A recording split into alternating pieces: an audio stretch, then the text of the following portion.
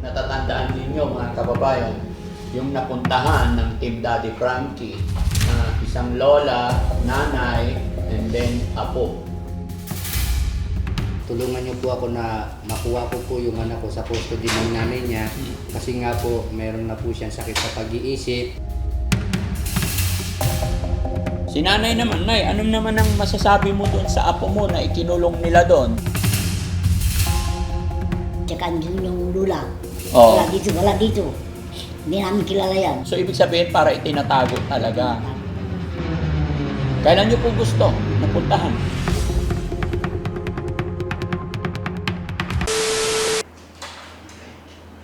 Morning po. Morning po, Lola. Hi po. Kumusta po kayo? Okay naman po. Ayan. Buti nakarating po kayo dito sa amin. Oo nga po. Pangalan ni nanay, ay tatay. Alan Policarpio po. Alan Policarpio. Ilang taon po kayo, sir? 41 po. 41. Okay. Si nanay naman, 82. ah, 82. 82, hindi halata. 1943. Okay. Ano niyo po siya? Apo. Apo. Anak niya. Anak niyo po. Okay. Good.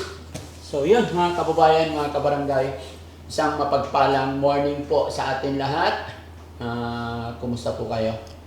Ayun, mga kababayan, napakaaga.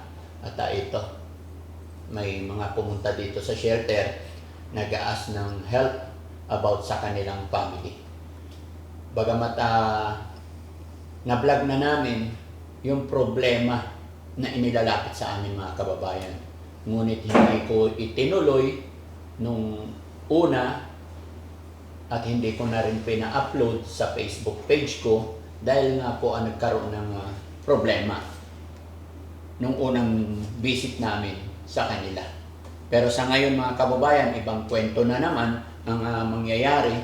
Ibang kwento yung paghingi nila ng help sa Team Daddy Frankie dahil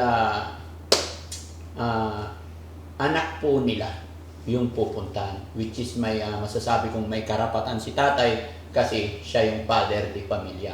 Kung natatandaan ninyo mga kababayan, yung napuntahan ng Team Daddy Frankie na isang pamilya, na isang lola, sige pa, okay lang po, isang lola, and then nanay, and then apo.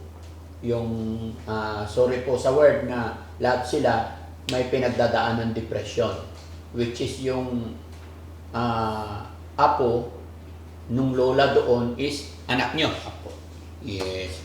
Asawa ninyo yung nanay niya. Okay. Okay. So sa ngayon mga kababayan, pumupunta sila rito para mag-ask ng help. So sir, magandang umaga po muli. Magandang umaga rin po. So matanong ko lang sir, ano po talaga yung plano nyo at bakit kayo after ng ilang araw napunta kayo rito?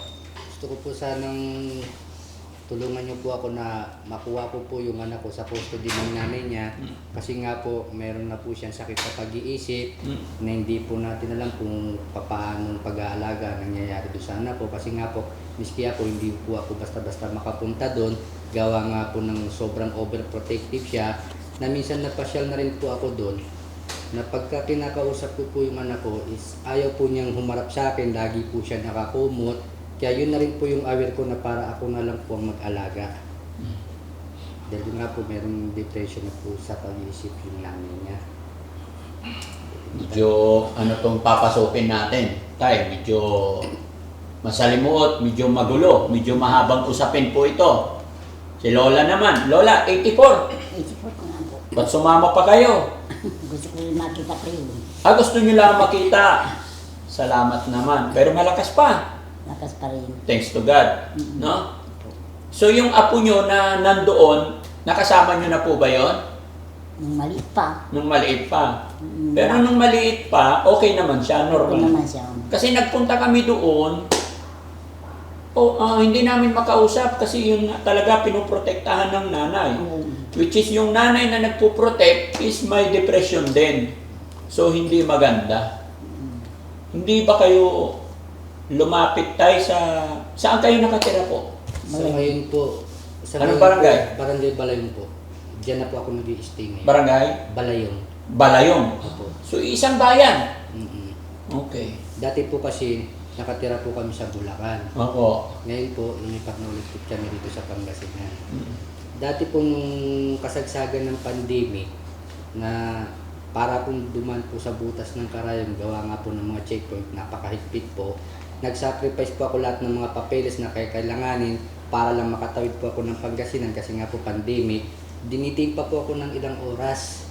Hanggang sa nagmamakaawa po ako, nasabi ko po sa kanila, emergency lang po nang dahil po sa anak ko. Gusto kong mapasyalan at kung anong kalagayan niya. Naawa din naman po sila siguro sa akin, sir. Pinatawid naman din po ako. At time na yon, pinuntahan ko rin yung anak ko. Yun nga po, ayaw niya makakita ng ibang tao. Lagi lang po di siya nakakumot. Kaya awang-awa rin po ako sa anak ko. So, tinry mo nang pumunta Tinry doon. ko na rin Ano po. naging reaction ng nanay? Yun nga po, ayaw niya po talagang halos ipakita. Lagi niyang kinupumutan. Oo. Kahit nakakausapin ko yung bata, parang lagi niyang kinukubera. Na Opo. ayaw niya pahawakan. So, sa tingin mo ba pag pumunta ako doon, pumunta tayo, haharap ba siya sa atin? Kaya nga po humihingi ako ng tulong sa inyo. Di ba mas may power po yung mga kinaukulan na silang lalapitan ninyo or puntahan? Pwede, Pulis! Pwede naman po, kaso lang kayo po muna naisip ko. Ay, ganon. Opo. Although, para sa akin tayo, may karapatan po kayo. Kasi yung nagpo-protect doon sa anak ninyo is may problema din. Opo. So, ang nangyayari, nandoon na lang sila nakakulong. Paano sila nabubuhay doon tayo? Lola, nanay, tapos yung apo, yung anak na gusto nyong kunin. So nga rin po, sir. Kasi pag pumupunta ako doon, laging ganun na lang din po yung setup. Minsan nakakarinig na rin po ako sa mga kapitbahay nila na yun din po yung iniiwasan ko na masakit din para sa akin na ay yung tatay, pabayaan yung tatay na yan. Parang iniiwasan ko na rin po na magkagulo-gulo kami. Hindi na, tayo, mga ganun, wag mo nang pansinin, wag patulan. Patunayan mo na lang po na bilang tatay, dapat ikaw gagawa ng paraan para mapagamot yung anak mo. Ilang taon na po ba yun? Sa ngayon po siguro nasa 19 siya. Mm. Kasi nung nasa kanya pa yung bata, hindi pa po ganun yung... Mm. Tay, liliwanagin ko lang, no? Yung asawa niyo po yung nandoon. Opo, yung nanay po nila. Ito yung pangalawa. Ay, ito pong pangalawa, meron na po ako. Hindi. Set aside muna natin yung asawa mo ngayon. Hindi ko pa naman nakita yung tay. Tinatanong ko po, di ba, yung anak na gusto mong kunin, Opo. ilang taon po kayo nagsama nung nanay niya? Tagal-tagal din po, halos 7 years.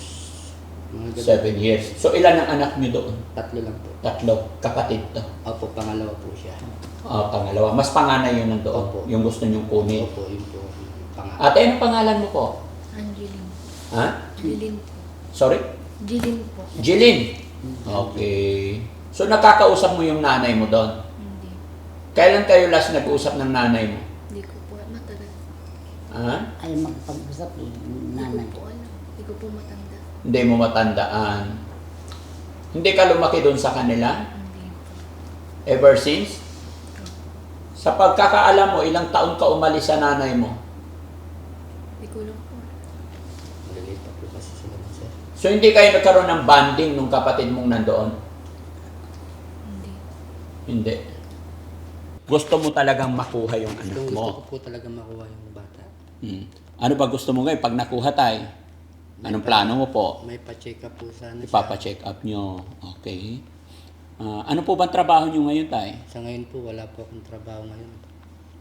Tay, paano mo siya mapapa-check up? Paano mo siya maasikaso kung wala ka pa? May konting sari-sari store po kami. Okay, may hanap buhay naman. Okay. Tapos may extra income din na barbecuean tuwing hapon. Ayun naman pala, goods. Okay. Si nanay naman, nay, anong naman ang masasabi mo doon sa apo mo na ikinulong nila doon? Sana makukuha natin eh. Sana makuha. Kasama ka rin po ba pagkukuha? Siyempre. Sasama ngayon. Dahil Okay. pag pumupunta kami, ang dami sumasamang kamag-anak. Kanino ka mag-anak? Siya, kamag-anak nila. Oo. Tsaka andun yung lula. Oo. Wala dito. Hindi namin kilala yan. Masabi. So, ibig sabihin, para itinatago talaga. Tinatago talaga.